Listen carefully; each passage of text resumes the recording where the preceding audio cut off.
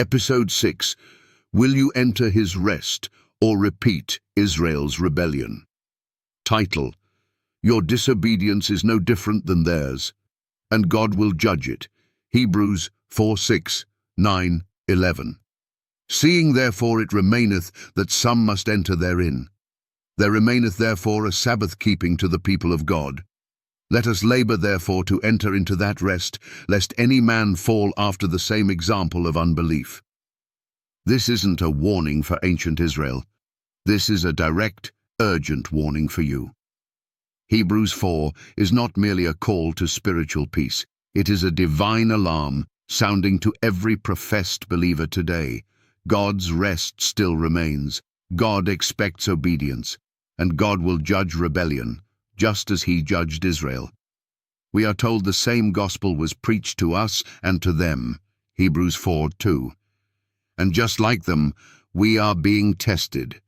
Their rebellion was over trusting God's promises and obeying his commands, especially the Sabbath. Now the question is, will you repeat their mistake?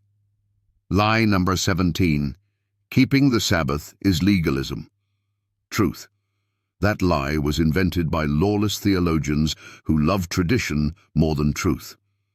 If obeying God is legalism, then Jesus was the chief legalist, because he kept the Sabbath, honored the law, and said, I delight to do thy will, O God, thy law is within my heart. Psalm 48. The real legalism is those who add man-made rules to God's law, like the Pharisees did. The fourth commandment is not about earning salvation. It's about honoring your Creator. It's about loyalty, not legalism. If you love me, keep my commandments. John 14:15. Lie number 18. God doesn't care which day we rest. Truth. God told Israel not to collect manna on any day they wanted, but on his day. See, for that the Lord hath given you the Sabbath, therefore he giveth you on the sixth day the bread of 2 days. Exodus 16:29. When some disobeyed, what happened? How long refuse ye to keep my commandments and my laws? Feature 28. That was before Mount Sinai, showing the Sabbath was already in effect.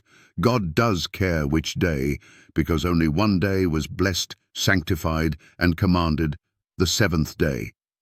Line 19. Obedience doesn't matter if you believe. Truth. Hebrews 4:11 says otherwise. Let us labor therefore to enter into that rest, lest any man fall after the same example of unbelief. Unbelief equals disobedience. Faith leads to obedience. Anything else is false grace.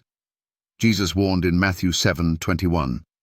Not everyone that saith unto me, Lord, Lord, shall enter into the kingdom of heaven, but he that doeth the will of my Father, which is in heaven. If God's will is the Sabbath, and Hebrews 4:9 says it still remains, then not doing it is willful rebellion. Lie number 20. Christians don't need a Sabbath anymore. Truth. Then why does the New Testament declare in Hebrews 4:9 that a Sabbath-keeping remains for the people of God? Not Jews, not legalists, the people of God. If you're part of that people, you keep the Sabbath. If you don't, you're not part of them. That's the line Hebrews 4 draws. Final warning. Hebrews 4 is not a theological suggestion. It is a holy confrontation. You will either enter into God's rest through faith and obedience, or fall like ancient Israel did, because of willful unbelief and rebellion. There remaineth therefore a Sabbath-keeping to the people of God. Do you believe that? Then show it by obedience.